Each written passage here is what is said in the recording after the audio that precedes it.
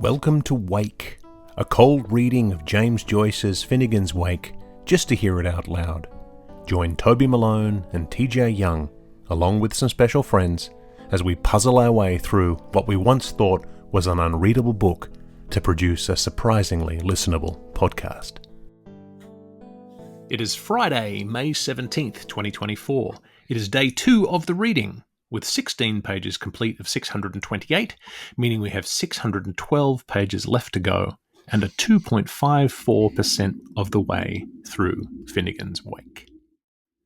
Welcome to episode 2 of Wake, an experiment that has no true meaning, purpose, or structure, but which fulfills a long-held bucket list item, reading James Joyce's Finnegans Wake out loud just once. I'm your host, Toby Malone, and in a 3-for-3 victory, am once again joined by the brilliant, the stunning, the TJ Young. How are you, TJ? I am doing great. You know, it's funny. Right before this, I came from a meeting, and they were like, "Tell us what's new." And I was like, "Oh yeah, I'm on this podcast where we're reading Finnegans Wake." And the look of sure terror, like on people, they're like, "What are you doing?" It was kind of great. Good. I mean, that's the exact right response. I think that's the standard. Yeah. They were very confused, to which I said, it's okay to live there because I'm living there too. So Yeah. And already, 16 pages in, already I've broken my own record for how far into Finnegans Wake you could get. So every day is just a new each record, page is a new another milestone. step. Yeah. Every word, where every carefully chosen syllable, we are moving forward. I honestly can't really believe we got started. I think when we first proposed this, or when I first mentioned this, and then we were talking about doing episode 0, and then we did that one, and the actual reading felt like it was never going to happen, and then suddenly it's happened. So we're here. We've also released episodes on Spotify and Apple Podcasts, so you can subscribe to us over there, and that's mostly just to keep us accountable. But the most important part is that we're making progress, and we really are 2.54% of the way through. And so we did the read yesterday. It was about 40 minutes or so, and you did some math yesterday based on how long that went as to how long this is going to take us, or when we'll be finished. Yeah, it came out to 48.354 episodes, so 49 episodes plus episode 0, so like an even 50, which feels nice. Absolutely. We're going to aim for that. I think there are some segments that are short, and I'm not going to fight it. If there's a segment that's short and it's only 4 pages, sure, I don't mind that being a single episode. But Right. But yeah, this will be good. So as we've been working through this, we've been figuring out what the recording needs. So a couple of housekeeping notes. The eagle-eared of you will note that we are recording episode 2 the day after episode 1, although we're not going to be releasing it for a bit. And so I know that putting the date in at the top of the episode dates us, obviously, but that's on purpose, because the purpose here is to note the duration of the reading. So when I say day 2 of the reading, I mean it's been 2 days since we started the reading. So next week, when we record the next one, it'll be day 9 of the reading, even though we haven't been reading 9 consecutive days. Just interested, once we start getting into the hundreds of days, hopefully not the thousands. But who knows? We don't really know. The other thing I wanted to bring up is that after our segment summaries from last episode, where I talk about each of the segments and what happens in each of them, I've decided to go back and add a little sound effect that will play under the track as we reach the end of a segment. So when you hear this sound here, that means that we're transitioning to a new story section. So the idea is, if you want to follow along with those summaries and note when it ends, you can. Why would you? But you can. I wanted to give it a little bit of texture. Just try something. So we'll see. So today we're going to finish up where we started. Chapter 1. Segment 1, as we move into the first major stylistic disruption of the book, which is a dialogue between Jute and Mutt. No dialogue can be performed alone, so I'm pleased to say today that we will have TJ's dulcet tones playing. Which character did you decide you wanted to play? I wanted Jute because I like the name. Jute. Okay, Jute, and I will be Mutt. Mutt reminds me of like a Hanna-Barbera cartoon. You know? Yes. Or there's a character on Schitt's Creek called Mutt. Yes, there Um, is. Yeah. yeah. So, but yes, I prefer the Hanna-Barbera reference. And ordinarily we would offer our guests a tap out, but in this case it's only 2 pages and it's set up like a play, so TJ just muscle through. That's the plan. Yeah. So, as I said, the notable point for this episode is the beginning of the podcast where the Mutt and Jute dialogue shifts us into something very familiar to the both of us, dramatic structure. So, what do you think about Joyce disrupting his content structure so early on like this? I'm thinking about the fact that the amount of time that he spent on the novel, right? And I think at this point, whenever you've written as much as you have and you're as prolific as he was, just try new things. It's one of those things where you can, when you watch a novelist as they progress, they're obviously, hopefully trying different techniques.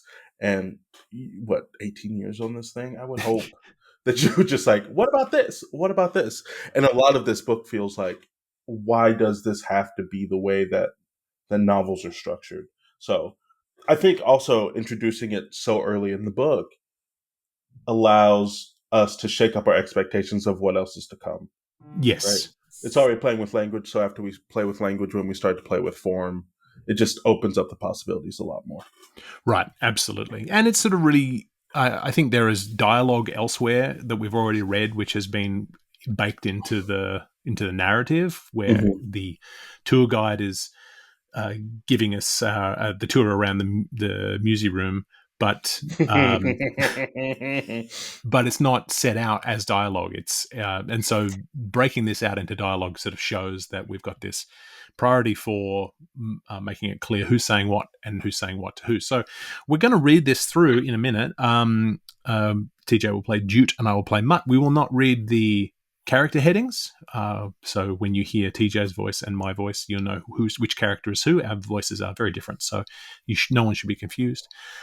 So we'll be reading that through, and then we'll be plowing on. I will take over in terms of the narrative to read the remainder. As always, we're reading from the Penguin Modern Classics edition of Finnegans Wake, published in 2000 with a foreword by Seamus Dean. Today we'll be reading the second half of Chapter 1.1, which spans pages 16 to 29 in this edition. As a reminder, this is a segment titled Finnegans Wake with the apostrophe by the Oxford World's Classic edition of 2012, and we will return to their segment descriptions at the end. And so, without further ado, Finnegans Wake. Utah. Muck's pleasure ad. Are you Jeff? Some hards. But you are not Jeff Mute? No ho, only an utterer. Whoa, what is the matter with you? I became a stummer. What a huddable thing to be cause. How, Mutt? A put the bottle, sird. Whose poodle? Wherein? The inns of dung tarf, where used or to be he. You that sighed your voice are almost inedible to me. Become a bite skin more wiseable, as if I were you. Has af? Has a tensi? Erp, boo-huru, buru usurp. I trumple from wrath in mine minds when I rim. One eye gone black, bisons is bisons. Let me for all your hastencies cross your qualm with trink guilt. Here, have sylvan coin, a piece of oak, genis his good for you. Loey, how wouldn't I know it? The intelligible great coat of Cedric Shilkyshag. Seared merely faulty rices for one Dablin bar. Old grizzly growlsy. He was poached on in that egg-tential spot. Here where the livery's monomarch. There where the miser's moony minikin pass. Simply because, as Tactern pretells, our wrong story shorter, he dumpeted the whole borough of rubber guests on the soil here. Just how a puddin stone in at the brooksells by a river pool. Lord Allmarshy, with wad for a Norse like. Sumula with a bull on a clump turf. Rooks roarum rex room. I could snore to him of the spumy horn, with his woolsy side in, by the neck I am suttin on, did Briam de of Lynn. Boiled oil and raw honey on me when I am barely forstand a weird from struck and finnick in such a patwat as your rudimador roder. On herd and of umsets. Gut after meal, see you doomed. Quite a gream. Bus of a sec. Walk a dun blink round with this abadustle, and you skull see how old ye plain of my elters, Humphrey and ours, where one to whale Wimbrel to peewee o'er the saltings, where will be city by law of Isthmon, where by a droit of signary, Iceflow was from his in the beginning to whose finish there punct. Let ere him rumor, me emerge two races, sweet and brack, Morthering rue, hither, cratching you estuards, they are insurgents, hence, cool at ebb, they requiesce. Countless of live stories have nether fallen by this plage, flick as flower flakes, litters from aloft, like a washed wizard, all of whirlwords. Now are all tombed to the ground, ishjes to ishjes, erd to erd, from erd. Pride, O pride, thy prize! Stench! Fiat fute, hereunder lie they, large by the smell and every night life also the estrange.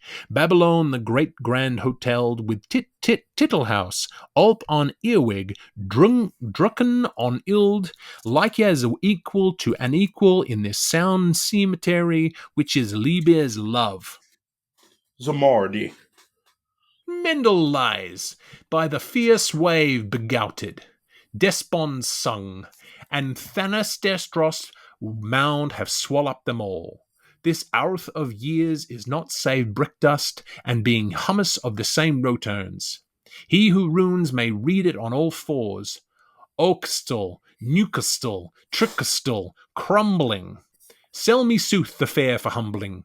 Humble a deity fair, but speak it all softly, Mulder, be in your wished. Weiss. The Giant Forkicles with Amni the Fay. Howie. Here is Vice King's grab. Hawad. Or you Aston-egged, Jute you? I am Thronstruck Figmud. Stoop. If you are Abede-minded to this clay book, what curios of signs, please stoop. In this alphabet, can you read, since we and thou had it out already, its world? It is the same told of all, many, miscenations on miscenations. Tekel, they lived and laughed and loved and left, for sin. Thy thingdom is given to the Medes and the Porsons. The Mandertale, a loss and a gain of our old Heidenberg in the days when head in clouds walked the earth. In the ignorance that implies impression, that knits knowledge, that finds the name form, that wets the wits, that convey contacts, that sweetens sensation, that drives desire, that adheres to attachment, that dogs death, that bitches birth, that entails the issuance of existentiality. But with a rush out of his navel reaching the reredos of Ramabatham. A terricolour's vively own view this, queer, and it continues to be quaky. A hatch, a celt, an ear share, the porquos of which was to cassay the earth crust at all of hours, furrowards, baggerwards, like yoxen at the term fat. Here say figurines bellicose arming and mounting and arming bellicose figurines, see here. Furtherk, this little effigy is for a firefing called a flint for all. Face at the east, oh I say, face at the west, oh you fie, up wap and dump 'em, ace to ace. When a part so petit does duty for the holos, we soon grow to use of an alphabet. Here, please to stoop, are silveren cued petit peas of quite a peculiar interest, in as little as they are the pellets and make the tom-tummies payroll. Right rank Ragnar's rocks, and with these rocks orangos rank-tangled tough and right gorong. Wisha, why dat da? Thick as for thorn, that's thuck in this thoil like thumb fool's thrater thrust for vengeance.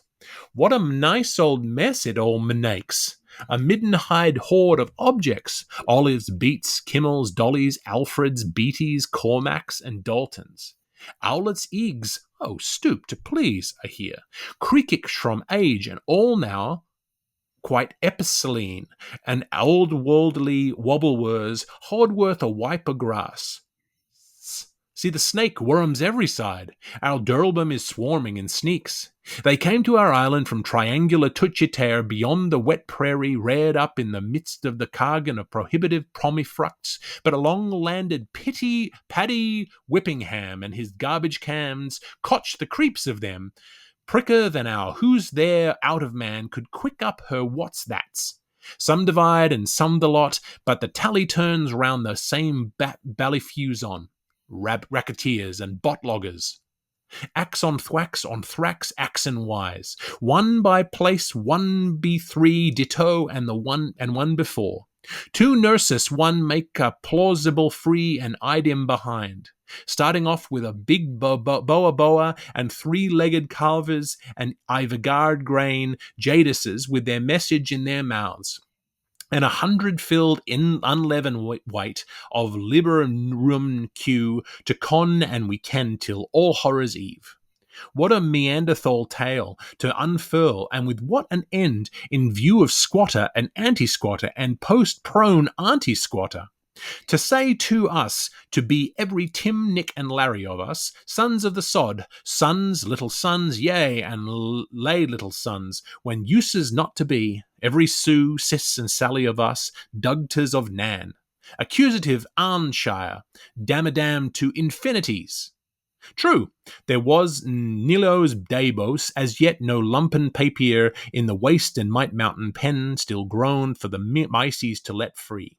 All was of ancientry. You gave me a boot, signs on it, and I ate the wind. I quizzed you a quid, with for what? And you went to the quad. But the world, mind, was, and will be writing its own runes forever, man, on all matters that fall under the ban of our infrarational senses for the last milch camel. The heart vein throbbing between his eyebrows has still to moor before the tomb of his cousin Charmian, where his date is tethered by the palm that's hers. But the horn, the drinking, the day of dread are not now. A bone, a pebble, a ramskin, chip them, chap them, cut them up always, leave them to terracook in the mothering pot. And Gutenberg with his Cro-Magnon charter, tinting fast and great primer must once for omnibus step rubbicked red out of the wordpress, else is there no virtue more in alcohoran. For that, the rapt one warns, is what paper is made of, hides and hints and misses in prints. Till ye finally, though not yet end-like, meet with the acquaintance of Mr. Typus, Mistress Tope, and all the little type topies. Filstup. So you need hardly spell me how every word will be bound over to Carty 70 top typical reading throughout the book of Double N's giant, may his forehead be darkened with mud who would sunder, till Daleth, Mahoma Huma, who oped it closeth there of the door.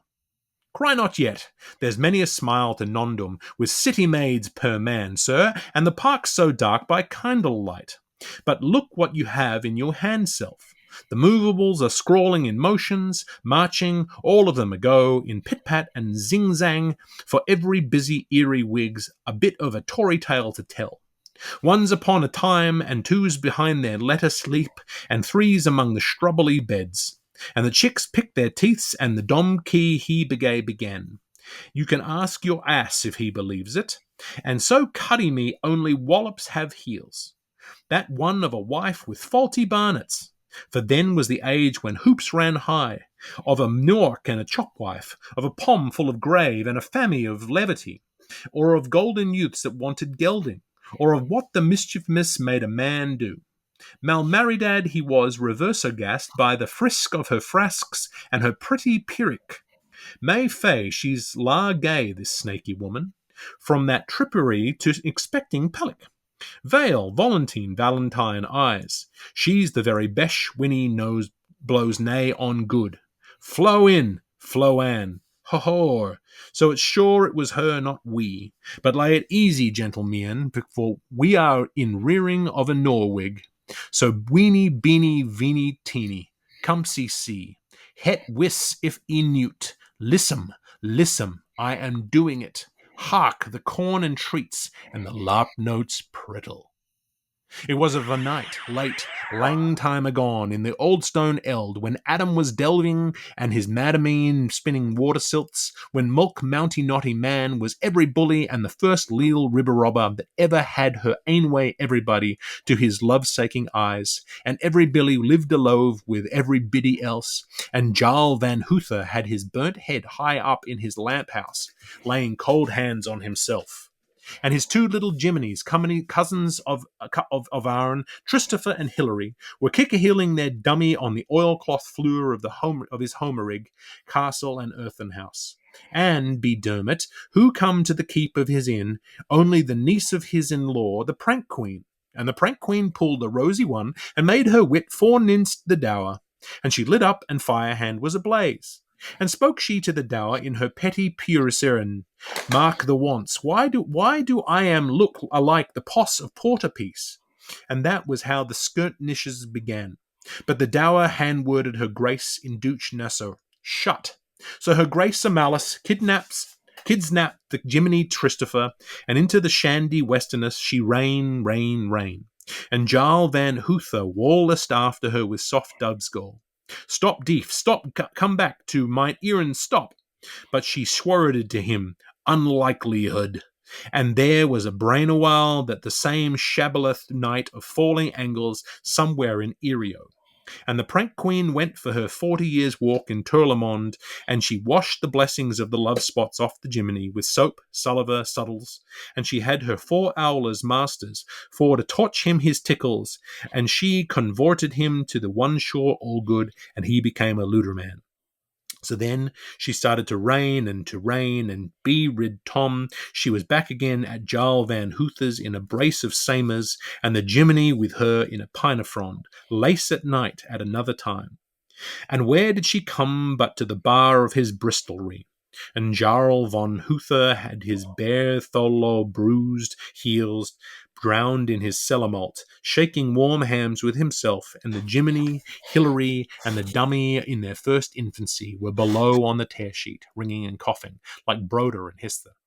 And the prank queen nipped a paly one, and lit up again, and redcocks flew flackering from the hillcombs. And she made her witter before the wicked, saying, mark the twy, why do I am a look alike 2 poss of porter, please?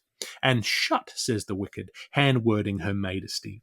So her majesty aforethought set down a Jiminy, and took up a Jiminy, and all the lily-path ways, to woman's land she rain. And Jarl Von Hoother bleathered after her with a loud Finnegale, stop, Dom, come back with my earring, stop. But the prank queen did, am liking it. And there was a wild old granny whale that Lawrencey night of star shootings somewhere in Erio. And the prank queen went for her 40 years' walk in Turnalmean, and she punched the curses of Crom Cowell with the nail of a top into the Jiminy, and she had her 4 larksical monatrix to touch him his tears, and she provorted him to the one certain all secure, and he became a Christian. So then he started raining, and in a pair of changes, bedommed her. She was back again at Jarl Von Hoother's and at the Larry Hill, with her under her abramet. And why would she halt at all, if not by the ward of his mansion home of another nice lace for the 3rd charm? And Jarl Von Hoother had his hurricane hips up to the pantry box, ruminating in his hold-for stomachs. Dare, oh dare. And the Jiminy Tartha trees and the dummy were below on the watercloth, kissing and spitting, and roguing and poguing like knave poultry and naive bride, and in their second infancy. And the prank queen kicked a blank and lit out, and the valleys lay twinkling. And she made her wittest in front of the archway of Tryhump, asking, mark the tris, why do I am a look alike 3 poss of porter, please? But that was how the skirmishes end up.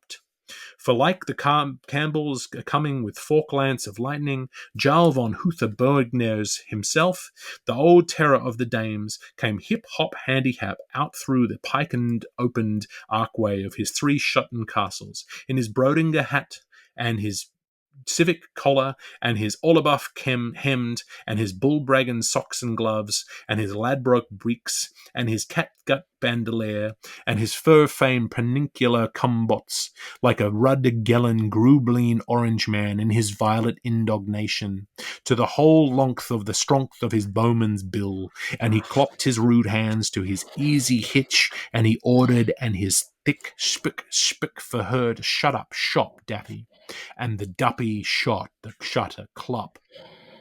Perkonhux Kron Bargrubru Gok Gor Leor Gom Gremet Gehund Herth Ruma Thunau Dadili Fighty Tilly Bumul Kun Klidon Kun. And they all drank free. For one in his armour was a fat match always for any girls' undershirts. And that was the first piece of alliteratized porthery in all the flame-en bloody flatuous world. How Kersey the Tittler made a sweet unclose to the Narwhalian capital. Saw for shalt thou shalt not see, betune ye and be. The prank queen was to hold her dummy ship, and the Jimenez was to keep the peace wave, and Van Hooster was to get the wind up. Thus the hearsomeness of the burgher felicitates the whole of the polis. O Phoenix culprit, ex Nikilau Malo comes Michaelmast bonum. Hill rill ones in company, billeted, less be proud of. Best breast high and bestride. Only for that these will not breathe upon Noranesen or Iranian the secrest of their sourlessness. Squirrely silex, Homfrey noenswa. Undigentian festines, Livia answa. Walkencap is on him, frowned and duriate. He would eavesdrip, were it mouse in hand, were it din of bottles in the far ear. Murk, his veils are darkling. With lipth she liptheth him to him all to time of thuck on thuck, on tho on tho. She he, she ho, she ha, tu la. Herr Fluke, if he could bad twig her, impalpabont he abheres. The sound waves are his buffeteers. They tromp him with their trumps. The wave of Rory and the wave of Husht and the wave of Howd and the wave of Nether heed them horse lugger and listle to mine, landluft by his neighbour mistress and petrified in his offspring sabes and suckers. The moaning pipers could tell him to his face back, the louthly one whose lobe we are devourers of, how but this for his hold halibut, or her to her pewter puff, the lip one whose libe we drink at, how biff for her tiddlywink of a windfall, our breed and washer givers, there would not be a holy spire on the town, nor a vestal flouting in the dock, nay to make plain avowals, nor a U, not an I, to play cash in novo nilbud by swamp light, nor a tool at all, and noddy hint to the conveyance. He dug in and dug out by the skill of his tilth for himself and all belonging to him, and he sweated his crew beneath his auspice for the living, and he earned his dread, that dragon volant, and made louse for us, and delivered us to boll weevils amain, that mighty liberator, Unfru Chicta Uru Wukru, and begad he did, our ancestor most worshipful, till he thought of a better one in his widower's house, with that blush mantle upon him from ear's end to ear's end. And would again could whispering grassies wake him, and may again when the fiery bird disembers, and will again, if be sooth by elder to his youngers shall be said. Have you wines for my wedding? Did you bring bride and bedding? Did you hoop for my deading? Is a wake usquid borgum anum muck and duel. Did ye drink me dawn ale? Now be acy, good Mr. Fenimore, sir, and take your leisure like a god on pension, and don't be walking abroad.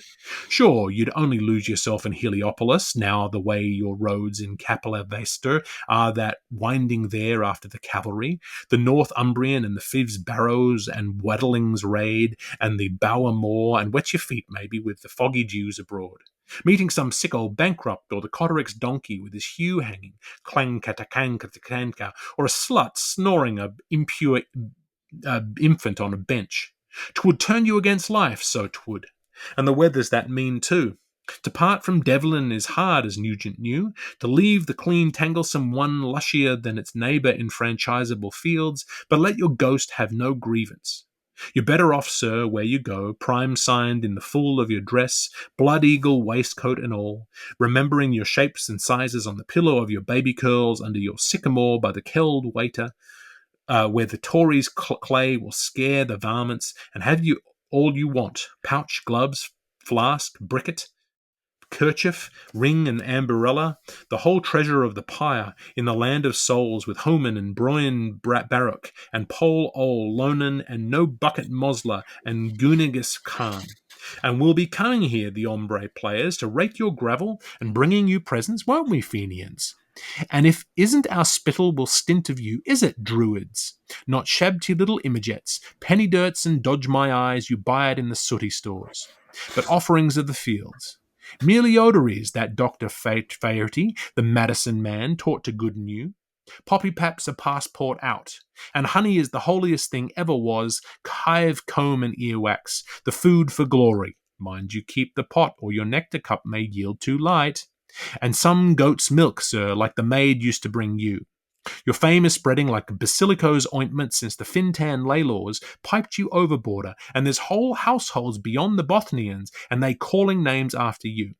The men here's always talking of you sitting around on the pig's cheeks under the sacred roof tree, over the bowls of memory where every hollow holds a hallow, with a pledge till the drengs in the salmon house, and admiring to our super lay, where the palm sweat on high is the mark of your monument.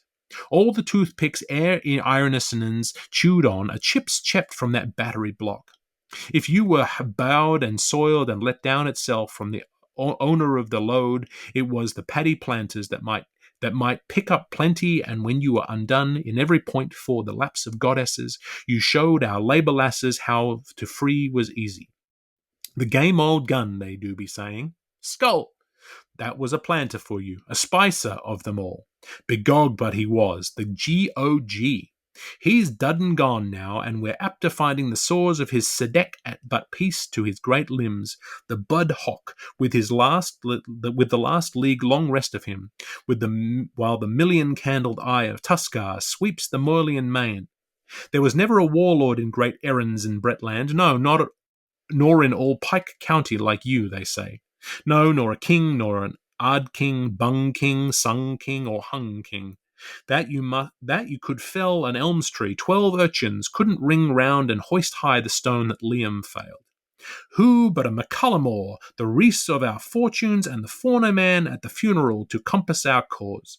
If you was Hogglebully itself, and most thrifty, like you was taking waters, still, but what all where was your like to lay the cable, or who was the batter could better your grace? Mick Mac Magnus Macaulay can take you off to senior Mrs. Mick Mac Magnus Macaulay can take you off to the pure perfection, and Leatherbags Reynolds tries your shuffle and cut. But as Hopkins and Hopkins puts it, you were the pale eggy-naggy and a kiss to Tilly up. We calls him the journey old Bugaloffs, since he went Jerusalem faring in Arsha Maina. You had a gamier cock than Pete, Jake, or Martin, and your archgoose of geese stubbled for All Angels' Day. So may the priest of 7 worms and scalding Tayboil, Papa Vestre, come never near you as your hair grows wheater beside the liffey that's in heaven. Hep, hep, hooray there! Hero! 7 times thereto we salute you. The whole bag of kits, falcon plumes, and jackboots incloted is where you flung them at the time. Your heart is in the system of the she-wolf, and your crested head is in the tropic of Copra-Capron. Your feet in the cloister of Virgo. Your Olala is in the region of Sehuls, and that's ashore as you were born. Your shuck-ticks swell, and that there Texas is toe linen. The Lomestone Rome to Lafayette is ended. Drop in your tracks, babe. Be not unrested. The head bodily watcher of the temple of Isid, Totem Calmum, saith, I know thee, Methajar, I know thee, salvation boat. For we have performed upon thee, thou Abrahamation, who comest ever without being invoked, whose coming is unknown, all the things which the company of the precentors and the grammarians of Christ Patrick's ordered concerning thee in the matter of the work of thy tombing. How of the shipmen, steep wall. Everything's going on at the same, or it's so it appears to all of us in the old homestead here. Coughing's all over the sanctuary, bad scrant to me Aunt Florenza, the horn for breakfast, one a gong for lunch and dinner chime, as popular as when Belly the First was king and his members met in the diet of man. The same shop slop in the window, Jacob's letter crackers and Dr. Tipple's vi cocoa and the Esward's vapoured soup beside Mother Seagull's syrup. Meat took a drop when Riley Parsons failed. Coal's short, but we've plenty of bog in the yard, and Bailey's up again, begrain to it. The lads is attending school, Nesson's regular, sir, spelling bees' knees with Hayton Hayley, and turning out tables by mud application. All for the books and never pegging smashes after Tombo Glassass or Timmy the Tosser. 'Tis really the truth. No, it isn't. No, isn't it? Roman Patherix, you were double-jointed janitor the morning they were delivered, and you'll be a grandfer yet entirely when the right hand seizes what the love arm knows. Kevin's just a dote with his cherub cheek chalking ogres on the walls and his little lamp and school belt and bag of nicks playing postman's knock round the diggings, and if the seat were milk you could leave his old by his eyed, but lawk's sake the devil does be in that nerps of a Jerry sometimes, the tar and tan plate boy making incositive income out of the last of his lavings and writing a blue streak over his birthday shirt. Hetty Jane's a child of Mary. She'll be coming, for they're sure to choose her, in her white of gold with a torch of ivy to rekindle the flame on Felix Day. But Essie Shanahan has let down her skirts. You remember Essie in our Luna's convent? They called her Holly Mary, her lips were so ruddy berry, and Pia de Purabelle when the Red Miners' riots were on about her. Were I a clerk designate to the Williams Woodsman manufacturers, I'd poster these powders on every jam in the town. She's making her rep at Lana's twice nightly, with the taborine tam-tammers of the Whirly-McGees. Beats that cuckoo-cuckooka flat. Would dilate your heart to go. I see now, you decent man, with your knees, and lie quiet, repose your honour's lordship. Hold him here, Ezekiel Irons, and may God strengthen you. It's our warm spirits, boys. He's spurring. Demetrius O'Flanagan, cork that cure for the Clancarties. You swamped enough since Portobello to float the Pomeroy.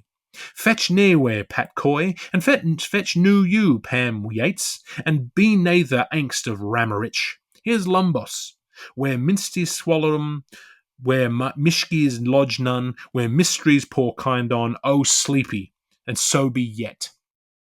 I've an eye on queer Behan and old Kate and the butter, trust me. She'll do no juggly-wuggly with her war souvenir postcards to help me build me Muriel tippers. I'll trip your traps. Assure there. And we put on your clock again, sir, for you. Did or didn't we, share stutterers? So you won't be up a stump entirely, nor shed your remnants. The stern wheel's crawling along. I seen your missus in the hall like the Queen of Ear. Arrah, it's herself that's fine too, don't be talking. Shirks ends? You Storian Harry chap lunga me Harry chap Storian grasp, woman plethy good trout. Shakes hands. Dibble a hayfork's wrong, with her only her lex salig. Bold Tib does be yawning and smirking cat's hours on the Pollux' woolly round Tabor's cushion, watching her sewing a dream together, the tailor's daughter stitched to her last. All while waiting for winter to fire the enchantment, decoying more nesters to fall down the flue. It's an avalanche that blows no pussy food. If you only were there to explain the meaning best of men and to talk to her nice of golden silver, the lips would moisten once again, as when you drove with her to Findrinny Fair. What with reins here and ribbons there, and all your hands were employed, so she never knew was she on land or at sea, or swooped through the blue like Airwinger's bride. She was flirtsome then, and she's fluttersome yet. She can second a song and adores a scandal, and when the last post's gone by.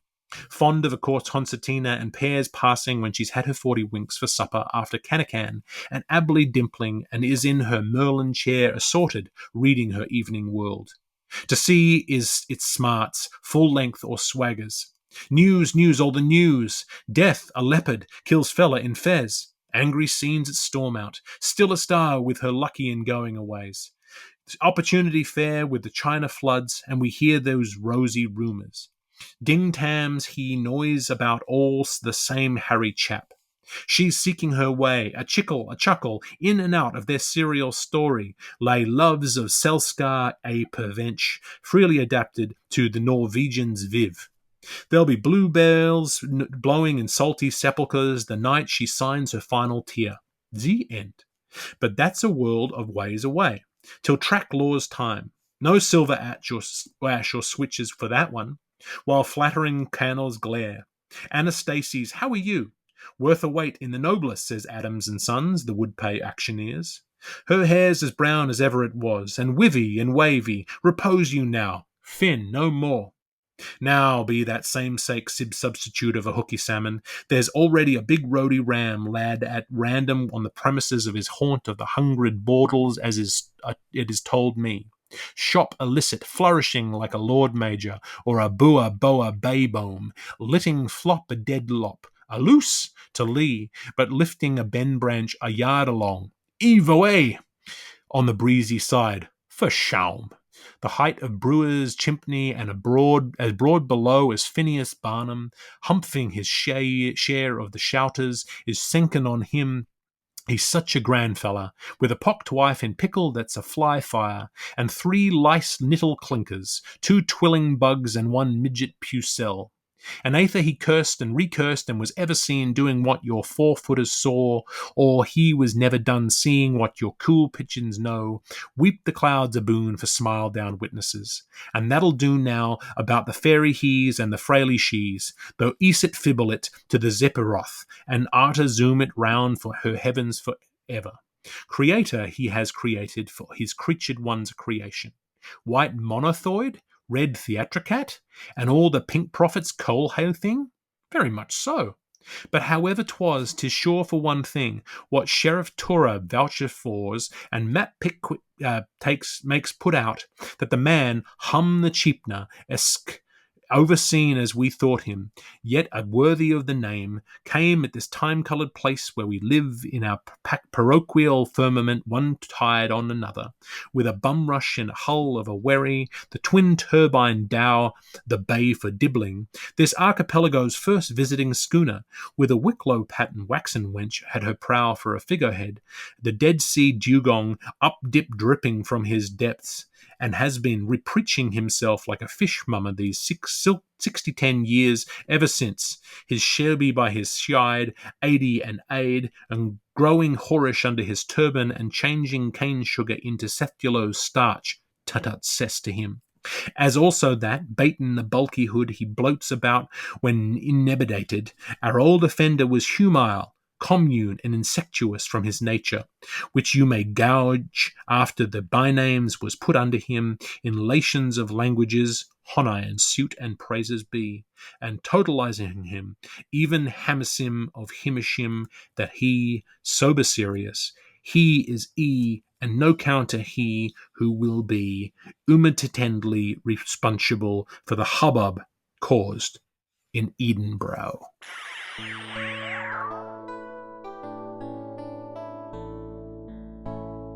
That was the second half of chapter 1-1, pages 16 to 29 from Finnegans Wake, and officially the end of our first chapter. TJ, you are filled with questions. I can see it on your face. I am.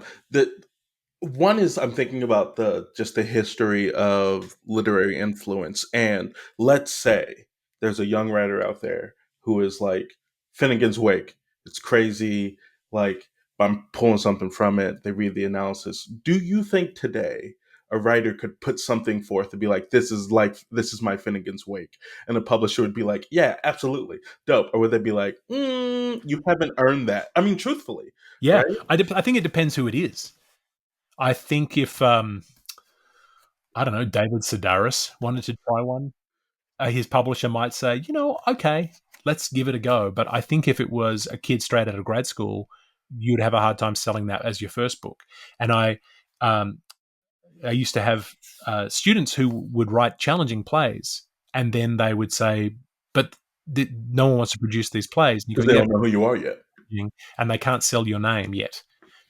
So I feel as though potentially, the thing that kept coming back to me as I was reading, he messes with the language so much. He Mm-hmm. flips things around. There's a lot of malapropism. There's a lot of he's taking plain English words and he's corrupting them for reasons, whatever his reasons are, whether it's just to do it or whatever. But we've got to remember that he was writing this in the 1920s, probably either in longhand or on a typewriter. And so just the process of finding a word and corrupting it in such a way means he was either doing it in real time, and this was coming out of him as he corrupted these words, and smashing them together, and taking a word which, if you read it off the page, if you read it silently, the word makes no sense, and you read it aloud. And it was a few times when I'd get past a word and I'd have said it, and then I would go, "Oh, that's what that word means," Mm-hmm. but it's not spelled the way I'm used to it. So the fact that he was able to do that uh, with the technology available to him is kind of mind blowing to me. And yeah, I think he couldn't have written this as his first book. He wrote it. It's no coincidence as we progress through, we go from his most accessible to his least, because he had that uh, the heat from what had come before, where his publisher Sylvia Beach trusted him and said, "Yeah, let's just make it happen. We can sell your name." Yeah, yeah, and it's funny because even just reading those 2 pages with you, I was like, the way that this is written, it makes you question the pronunciation of every letter and every syllable within a word, because you're like, is this E actually spoken when normally this E would be silent, but because of the placement of it, like all those questions are constantly going through the mind. Yeah, yeah, absolutely. It's a really interesting. And there were a few times when I mispronounced a word, like I'd get past it and go, "Oh, that meant to be something else." Um, Again, the purists tearing their hair out as we speak. And I thought about stopping and going back to correct it, because I thought, "Oh, I understand what he means now. Let me go back and," but I didn't, because that's not the point of this. Um, so I have did you? I mean, I have yeah. another So question just for, we know our good friends Jim and Marcella in '98 did an yes. abridged version of this. How did you abridge I any of imagine this?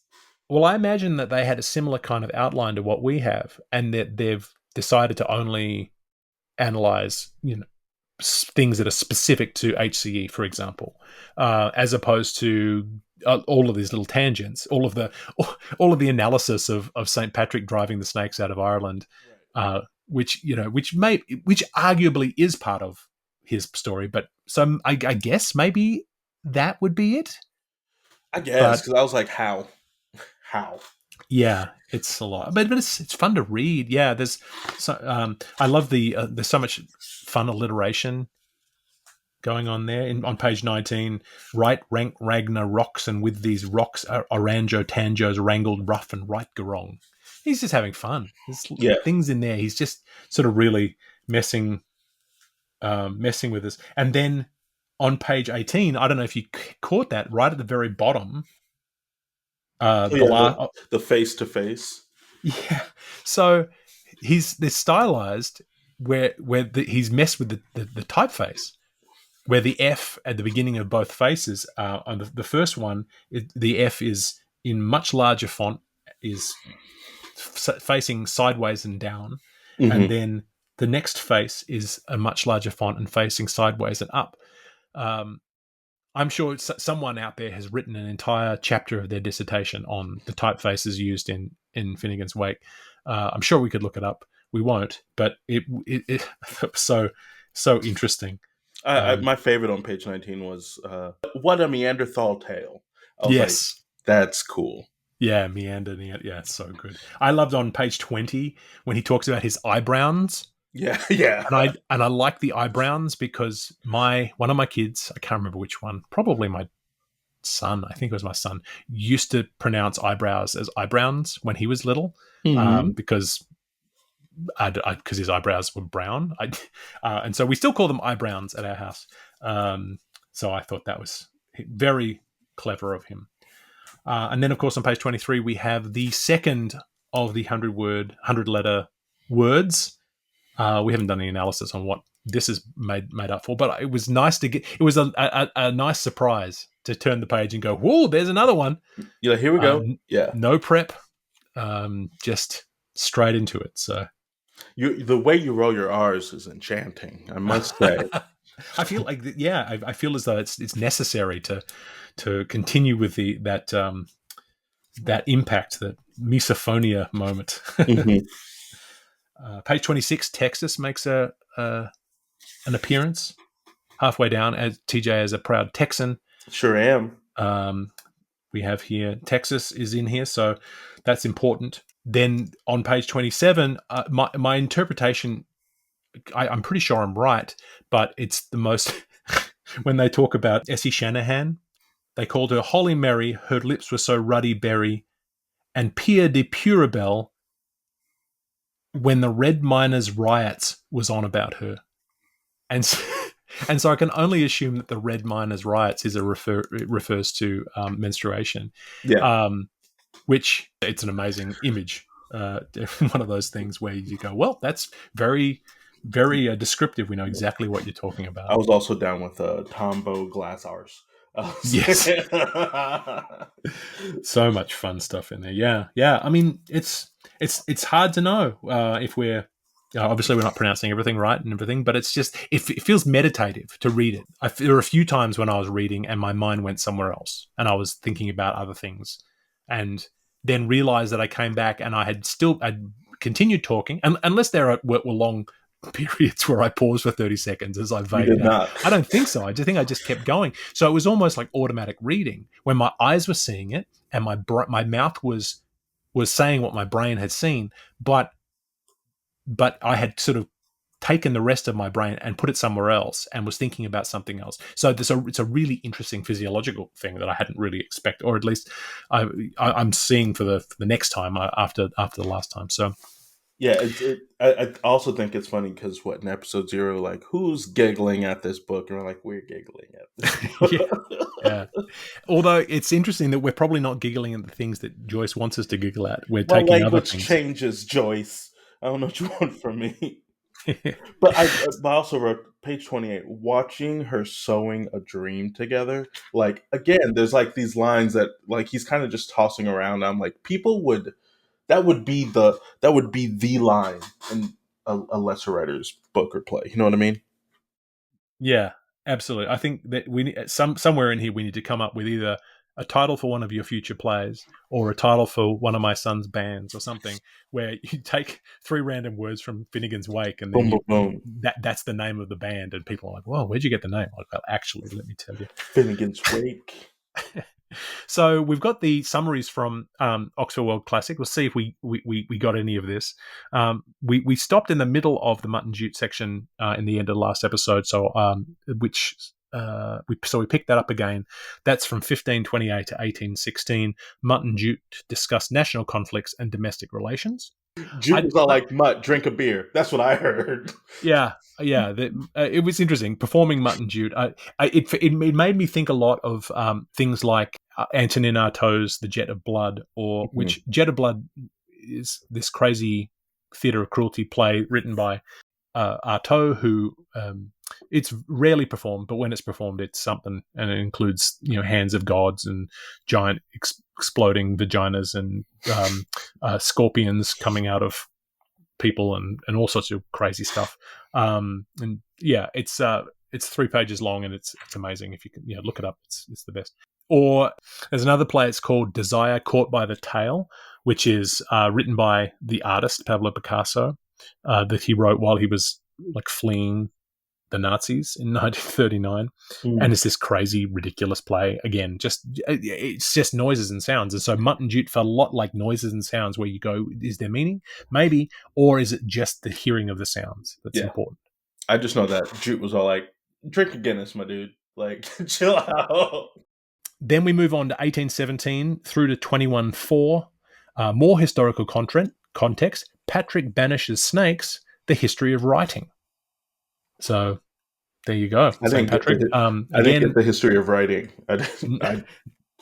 Yeah, we sort of got a little bit of the snake stuff, and obviously the St. Patrick banishing snakes is a myth, but Joyce loves that myth, so he's bringing it all back.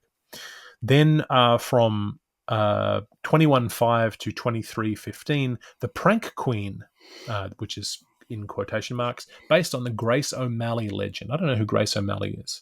Sounds like a person that you'd name a pub after, but it's obviously I'm a bad Irishman because I don't have the Grace O'Malley context there. Let's do some live Googling. See, the first thing to come up is Grace O'Malley's, which is a pub in Toronto. But no, Grace O'Malley, she was the head of the O'Malley dynasty in the 16th century Ireland. And so she was a landowner, a sea captain, and a political activist. And she sounds like a bit of a badass. So it's in part of Irish folklore. And lots of interesting things about Grace O'Malley. All right. And people name pubs after her. There you go. From 23-16 to 24-15, there is a prayer that Finnegan will rest in peace. But twist, he wakes up. So this is the Finnegans Wake part that we were talking about in the first one, part of the song. He wakes up, and then the mourners from 24-16 to 29-36, the mourners reassure him back to sleep. So they say, you woke up, you were dead. Yeah. So they reassure him back to sleep, and then they announce the, quote, coming man. That's crazy. And that is the end of 1-1. And in the quick Google, I did find a paper by Vincent Dean called The Prank Queen and the Localization of Legend, which I'm not going to read. I just think... Excellent. Yeah, 20 pages. 20 pages. We would put it in show notes, but then we don't want to give you guys homework. No. If we're not going to do it, we're not going to make you do it. No.